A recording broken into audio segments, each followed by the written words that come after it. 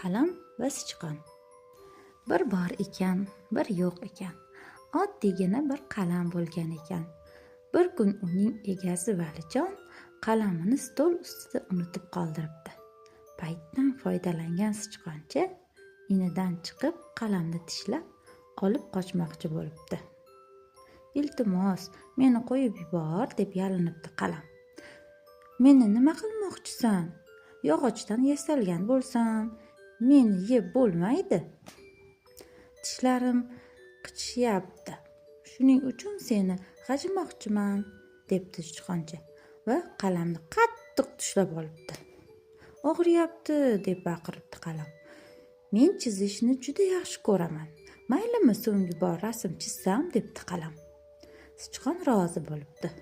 Qalam zo'rg'a nafasini rostlab oppoq varroqqa kattagina aylana chizibdi. "Bu nima? Pishloqmi?" deb so'rabdi sichqoncha. "Bo'lishi mumkin", debdi bosiqlik bilan qalam va chizishda davom etibdi. Avval yuzini, keyin esa quloqlari va katta-katta ko'zlarini chizibdi.